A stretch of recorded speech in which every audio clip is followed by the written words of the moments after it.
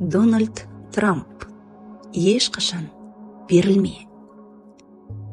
Дональд Трамп ақштың ең ірі Trump International құрылыс компаниясының егері миллиардер. Оның ешқашан берілме атты еңбегін назарыңызға ұсынамын. Қиыншылықтарды жеңу, сынақтардан сүрінбей өту әрбір пенденің өмірдегі басты мақсаты және ұстанымы.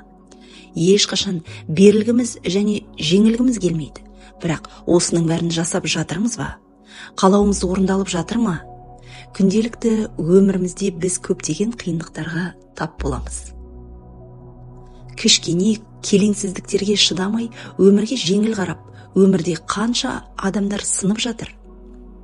Өзін керексіз бір адам ретінде санап түңіліп кететін адамдар да болады. Солай емес пе? Тіпті бастамай жатып қол сілтейтіндер де жеткілікті. Бұның барлығы ненің салдарынан деп ойлайсыздар? Егер үлкен жетістіктерге қол жеткізем десеңіздер, көптеген кедергілерге қарсы тұруды үйренгілеріңіз келсе, бүкіл әлемге, бастысы өзіңізге қандай мүмкіндікке ие екеніңізді көрсеткіңіз келсе, ата-ана және отан алдындағы борышыңызды орындағыңыз келсе, онда әлемді мойындатқан Дональд Трамптың ешқашан берілме атты еңбегін оқып көріңіз. Өмірде адам басынан қиыншылық өтпей қоймайды. Менің айтқаныммен бәрі келісер. Қандай көлемдегі сынақтар болмасын, оны бастан кешірген адамдар бір-бірін жақсы түсінеді.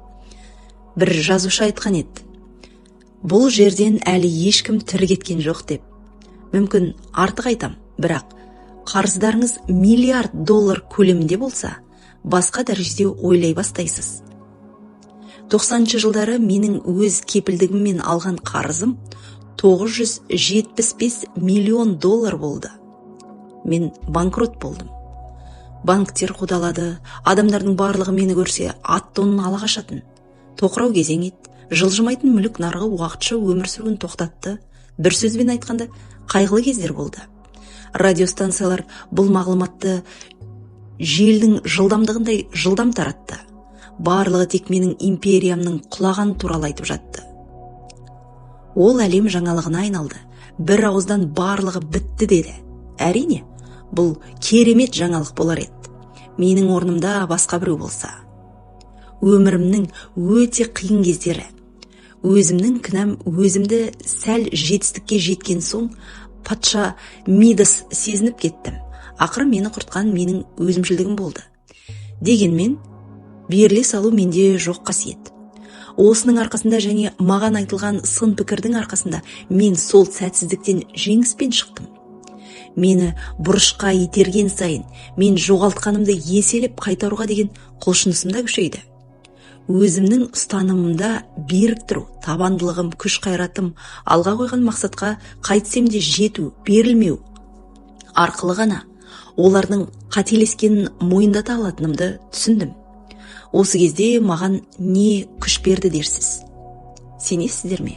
Осы келеңсіз жағдайды мен сәтті мүмкіндік ретінде санадым. Барлық мені көре алмағандарға, сыншылдарға, бәріне менің алдыңғы жетістігім кездейсоқ нәрсе еместігін, менің ойыммен санасу керек екенін дәлелдегім келді. Осыдан алам менің сабағым ойыңызды мәселеге емес, оның шешіміне жинақтау. Мені Гиннестің рекордтар кітабына түседі деп ойладыңыздар ма? Жоқ. Бірақ менің ол кітапқа есімім 1990 жылдардағы қаржылық құлдырауға байланысты енген. Мен бұны мақтан тұтамын. Бұл жағдай маған атақ пен даңқ сыйлады. Адам өмірінің басты құндылықтарының бірі тұтастық. Бұл түсінік бізді бақытты, денсаулығы мол, көздеген мақсаттарға тиімді жеткізетін өмірді құраушы тіркестер. Тұтастыққа антоним ретінде сәтсіздік сөзін алдым. Егер сәтсіздікке ұшырасаңыз, ондай кездер болып тұрады. Оған қарсы ем тек алға, сәтсіздікке ешқашан ұдайы болмайды.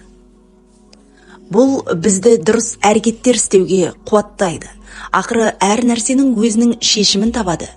Көптеген жандар тығырыққа тірелгенде сәтсіздік олардың тағдыры деп балайды. Ең басты құпия мықты жігердің және асқан төзімділіктің басым болуы. Себебі кез келген мәселе біздің өміріміздің жартысы. Келісесіздер ғой? Сол мәселелер арқылы ғана өзімізді шыңдап, жетістікке жете аламыз. Егер сіз бизнес ашуға дайын болсаңыз, сізге олқылық, ағат шешімдер, тіпті дерттер қорқыныш тудыра алмайды. Ешқашан сіздің, мына сіздің тап болған күйіңіз ең нашары емес. Мен уәде бере алам. Жан-жағыңызға қараңыз. Сізден ауыр күнді бастан кешіп жатқан адамдар да бар. Ең дұрысы, ондай жағдай туа қалса, өзіңіздің мүмкіндіктеріңіз бен күшіңізге, ал бастысы жетістікке жетемін деп сену керек. Бұл тірі қалудың немесе қайтсем де жетістікке жетудің амалы емес. Бұл сіздердің міндеттеріңіз. Бәрі сіздің қолыңызда. Мен әрқашан басқа адамдардың ойын тыңдай біліңіздер, ал шешімді өздеріңіз қабылдаңыздар деймін. Оқырмандар, ешқашан интуицияңызды ескермеуге болмайды. Алайда тәуекелге бас тіккенде, одан ұтатын әлеуетті олжа оған тұрарлықтай болсын.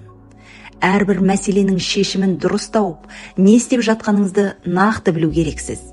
Егер жағдай сіздің жоспарыңызға қарама-қайшы келіп жатса, бұл не? Келеңсіз жағдай ма, әлде зілзала ма деген сұрақ қойыңыз. Біз Чикагода 2,7 миллион шаршы фунт 92 қабатты 800 миллион долларды құрайтын жоба жасадық. Оның құрылысы барысында көптеген қиындықтарға тап болдық. Бірақ бұл жоба таң ғажайып құрылыс болып қала бермек. Сіздер жаһандық жоба барысында қиыншылдыққа тап боламын ба десеңіздер, ал бұл қиыншылықтарға шыдамай бағытыңызды бұрып жібересіз бе? Қандай жағдай болмасын, бұндай жағдайды болдырмаңыз. Сіздің шығармашылыққа деген талпынысыңыз барлық қиындықтарды жеңеді.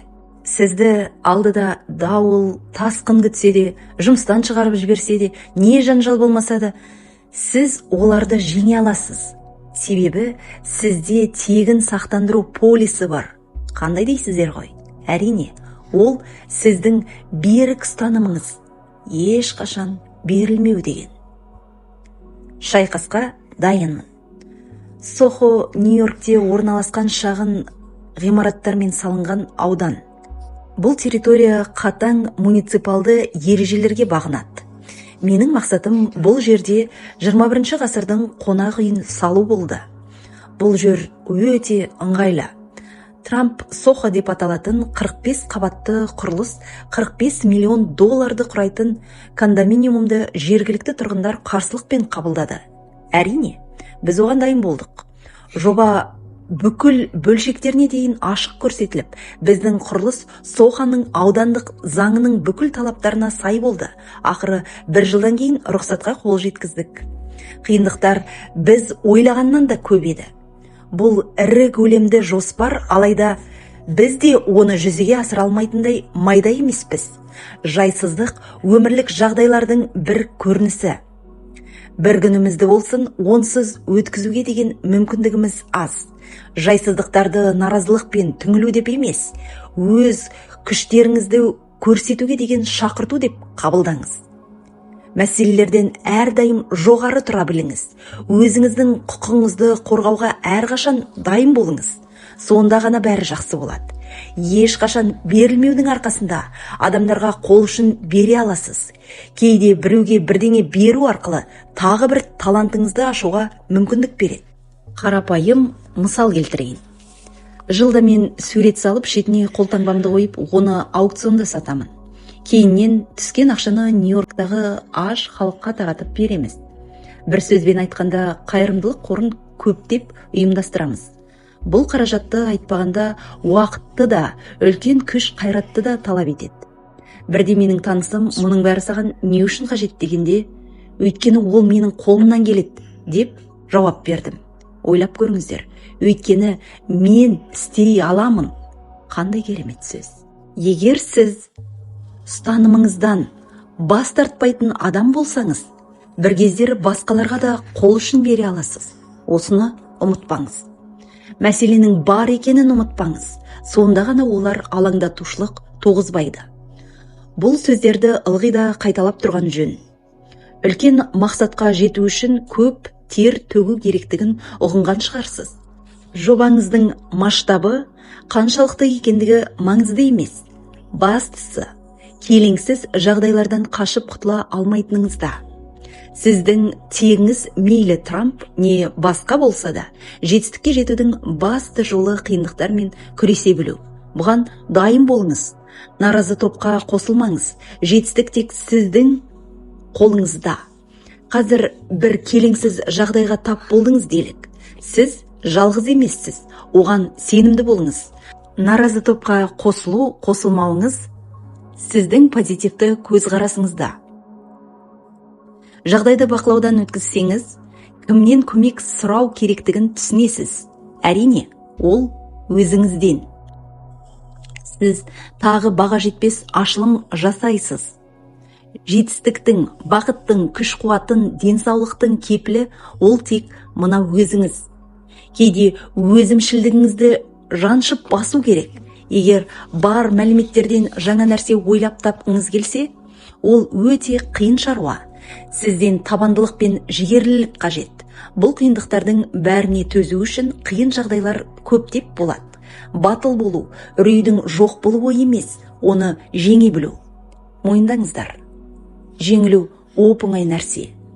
Әрі ол бейбақ адамның тірлігі. Көп жағдайда осы табандылық пен қиындыққа сынбайтын қасиеттері арқылы қарапайым адамдар биік қамалдарды да ала алады. Айқын мысал ретінде ер жүректігінің арқасында атақты тұлғаға айналған Абрахам Линкольнді айтсақ болады. Өзіңе деген сенімділікті құрушылардың бірі ер жүректік. Черчилль дүниежүзілік соғыс кезінде халыққа мына сөздерді айтқан болатын. Ешқашан үлкен не кіші болсын, жай не ұлы шаруа болсын, ешқашан қандай жағдай болса да, дұрыс шешім мен ар-ұяттан басқа ештеңеге берілмеңіздер. Ешқандай күшке бағынбаңыздар. Алдарыңыздағы қарсылас мықты болса да, кейін шегінуші болмаңыздар. Естеріңізде ме? Үрейді жеңуге болады деп айтып едім ғой. Ер жүректілік жеңіске деген зейін қою жетістіктің кілтін алып береді. Ынтагер болыңыздар. Биік қамалды сонда ғана аласыздар. Асқан ынта болған жағдайда ғана жетістікке жетесіздер. Сіздің жұмысыңызға оптимистік көзқараспен қарайтын кәсіби мамандармен жұмыс істеңіз. Егер де сіз жұмысыңызды жақсы көрсеңіз, кедергілерді жеңу әдеттегі шаруаның біріне айналады. Мәселелер мен сәтсіздіктер сіз ойнап жатқан ойынның бір бөлігі деп санаңыз. Егер де мәселелер болмаса, ісіңіздің маңызды болмағаны, яғни одан үлкен мүмкіндіктер күтудің қажеті жоқ. Маңызды мүмкіндіктер сәйкесінше ірі мәселелерді алып келеді. Сондықтан да сынаққа дайын болыңыздар. Мынадай жағдайға ұшырайсыздар ма, қолыңыздан келгеннің барлығын істеп, алайда оның нәтижесіз болуы. Сонда мына сұрақтар туындайды. Қалай және қашан бұл әрекеттерді тоқтату керек? Әдетте, мен шамадан тыс сабыр сақтаймын, дейді автор. Кейде өзіңізді жеңімпаз ретінде мойындау керек.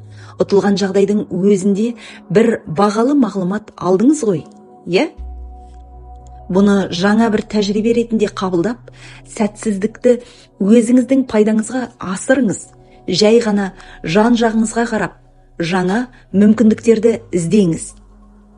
Бизнес әлемді танып білудің жаңа амалы. Бірнеше жыл бұрын осындай ұйғарымға келдім.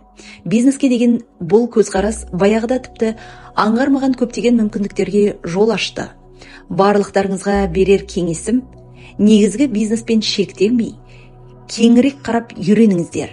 Әрине, күніне 1 сағаттай уақытты алуы мүмкін, бірақ нәтиже оны ақтайды. Неге мен бұған сенімдімін? Сіздер қай елде тұрасыздар? Трамп деген адам туралы естідіңіздер ме? Сіздің сұрағыңызға жауабым осы, дейді автор. Өмірге хамелеон секілді бейімделіңіздер. Мүмкіндік туа қалған жағдайда міндетті түрде оны қолданыңыздар. тәуекелге бел буып, қателіктерге тап болған жағдайда ғана сіздер баға жетпес тәжірибеге қол жеткізесіздер. Міне, сол кезде қандай мүмкіндікке ие болғандарыңызды түсінесіздер. Бар ынтаңызбен шаруаға араласыңыз, тіпті қолымнан келетініне сенімсізбін деген сияқты ойларға уақыт қалдырмаңыз. Керісінше өзіңізге бағымды сынап көрейін, барлығы жақсы болады деп қайталай беріңіз. Кез келген адам өмірде қисынсыз жағдайларға тап болады. Мен де соның ішіндемін. Қиын жағдай кезінде ол күлкілі болмайды, алайда өмір сонысымен қызық. Бақытқа орай кез келген жағдайдан шығатын жол бар. Сенімді түрде мақсатқа ұмтылыңыз. Назарыңызды қиындықтар мен кедергілерге және олардан қашып құтылудағы күшке жұмсамаңыздар. Керісінше, оны өз өміріңізге қабылдап, сіздерге жұмыс істейтіндей етіңіз. Күмәнді жағдайларды қолға алу арқылы ғана адамдарды өз жағыңызға тартасыз. Икемдірек болып, қиын жағдайларды туа салысымен шешіңіз. Тағы бір ескеру керек нәрсе – өзімшілдік. Егерде сіз зердесіз қателік жасамайтындығыңызға сенімді болсаңыз, онда міндетті түрде қателік жасайсыз. Өзімшілдік өз-өзіңді құрту. Сіздің жетістіктеріңіз бен табыстарыңыздың барлығы тырысқаныңыздың арқасы. Үй болсын, басқа да қажет заттарға тынбай еңбектенгеннің нәтижесі арқылы қол жеткіздіңіз. Бірақ егер сіз тәкаппарлық және мәнсапқорлыққа жол берсеңіз, пьедесталдан құлап кетесіз. Бұған мен кепіл бола аламын. Себебі бұндай жағдай менің басымнан өтті. Қарсыластарыңыздың наразылығы көбейген сайын өзіңізге одан күш қуат аласыз. Кедергіге тап болғанда наразылыққа берілмей сеніміңізді күшейтіңіз. Өзіңізге мынаны айтудан жалықпаңыз. Менің қабылдаған шешімім толықтай дұрыс. Сол үшін де мен жеңімпазбын. Өмірлік тәжірибе керемет мұғалім. Соның көмегімен кез келген қиындықтарды жеңе аласыз. Сол кедергілерге тап болғанда берілме деген сөзді ұмытпағайсыз. Бір ғана сөз өміріңізді жақсы арнаға бұрып, ойларыңызды да өзгертіп жібереді. Жетістіктің құпиясы осы. Егер сіз үлкен олжаға қол жеткізгіңіз келсе, өзіңізді толық сол жұмысқа арнаңыз. Әр күн сайын мына мен сияқты еріншектік пен әрекетсіздік өз кезегінде сізді жетістікке апармайды. Зияткерлігіңізді және білуге деген құмарлығыңызды арттырыңыз. Еріккен адам мен үшін ақылсыз адаммен бірдей. Бұның сізге қатысы жоқ шығар. Ештеңе оңай келмейді. Кейде бірдеңеге жету үшін сабырлылықтан басқа табандылық та керек. Өзіңіздің мүмкіндіктеріңізді іздеңіз. Ол мүмкіндіктер қиындықтар мен сәтсіздіктер деп аталатын ұсқынсыз бетпердеде жасырынып жатуы мүмкін. Әсіресе бөтен адамдардың сәтсіздіктерінде. Ойланыңыз, сіздің тағдырыңыз сізге қиындықтар мен келеңсіздіктер арқылы келуі мүмкін. Шығармашылық дүниетанымыңызды қосып, жаһанды түрде ой қозғаңыз. Ал бастысы, интуицияға сеніңіз, ол сізді алдамайды. Ешқашан берілмеңіздер. Қандай ауыр қиындықтар болмасын, оны жеңу, онымен күресу, табандылық таныту, өзіңізге сенімді болу. Міне, мені жетістікке жеткізген қасиеттер. Сіздің де қолыңыздан бәрі келеді, дейді Дональд Трамп.